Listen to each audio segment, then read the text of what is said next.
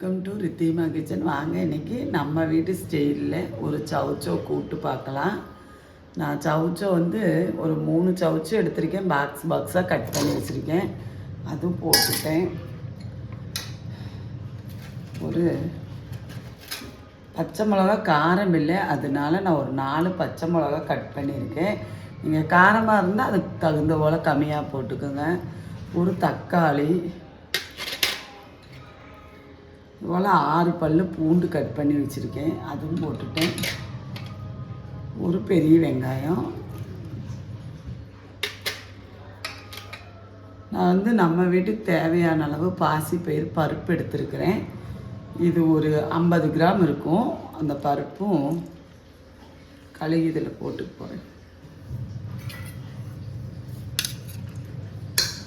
கூட்டு ரொம்ப ஹெல்த்தியான கூட்டுங்க. இதுலேயே நீ 2-3 விதமாக வைக்கலாம். நான் இது தேங்காய் அரைச்சி போட போகிறது கிடையாது. இந்த வெயிலுக்கு ஒரு ரசமும் ஒரு கூட்டு இருந்தால் போதும்.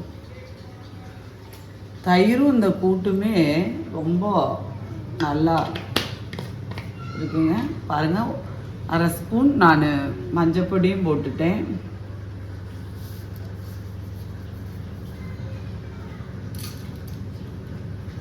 இதுக்கு தகுந்த உப்பும் போட்டுட்டேன்.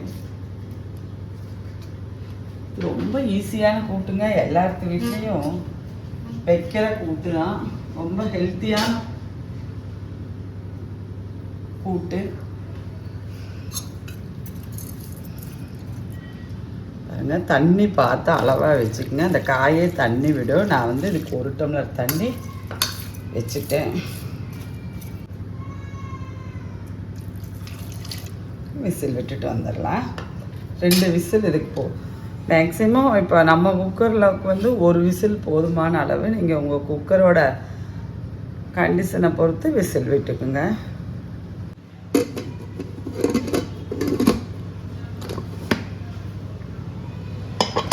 சவுச்சோ பருப்பெல்லாம் நல்லா வந்திருக்கும். நம்ம போட்டதெல்லாம் நல்லா வெந்துருச்சு. தாளிப்பு போட்டுக்குவோம். நான் வச்சுருந்த சட்டி காஞ்சிருச்சு. நான் இந்த கரண்டியில் 2 கரண்டி எண்ணெய் விட்டுக்கு போகிறேன். எண்ணெயெல்லாம் உங்கள் விருப்பத்துக்கு தகுந்த போல் விட்டுக்குங்க. நான் தேங்காய் எண்ணெய் தான் யூஸ் பண்ணியிருக்கேன். இதில் பெட்டி கரண்டியில் 1 கரண்டி கடுகும் போட்டுட்டேன்.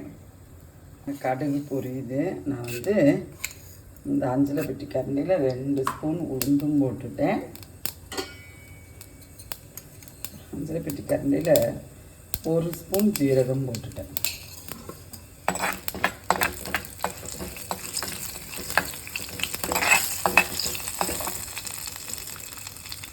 2 கொத்து கருவேப்பிலை,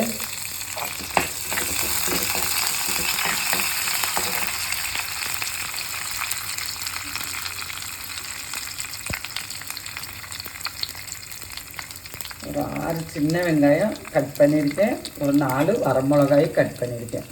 நம்ம இதுக்கு மிளகா பொடி யூஸ் பண்ணல. பச்சை மிளகா 4 யூஸ் பண்ணியிருக்கேன். காரம் கம்மியாக இருக்குன்னு வரமிளகாயும் 4 யூஸ் பண்ணியிருக்கேன். நீங்கள் உங்கள் காரத்துக்கு தகுந்த மாதிரி போட்டுக்கலாம். இது நல்லா வணங்கட்டும். வெங்காயம் வேண்டான்னு சொல்கிறோம்னா அதை ஸ்கிப் பண்ணிடுங்க. மிளகாயும் கருவேப்பிலை மாத்திரம் போட்டால் போதும். நான் ஒரு சிட்டிகை பெருங்காய பொடி விட்டுட்டேன்.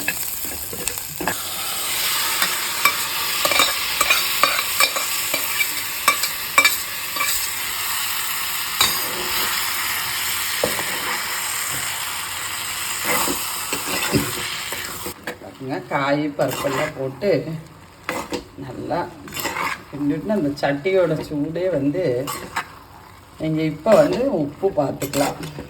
காரமெல்லாம் நான் போட்டிருக்கிற அளவு கரெக்டாக இருக்கும். நீங்கள் உங்கள் வீட்டில் மிளகாய் காரத்துக்கு தகுந்த போல் போட்டுக்கங்க. பாருங்கள், இதில் 1 ஸ்பூனு தேங்காய் போட்டுக்க போகிறேன். தேங்காய் இந்த கூட்டுக்கு ஆப்ஷன் தாங்க. வேணுன்னா போட்டுக்குங்க, இல்லாட்டி விட்டுருங்க.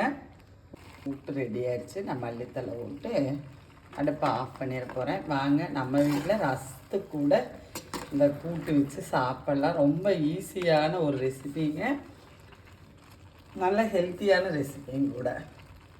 நன்றி, வணக்கம்.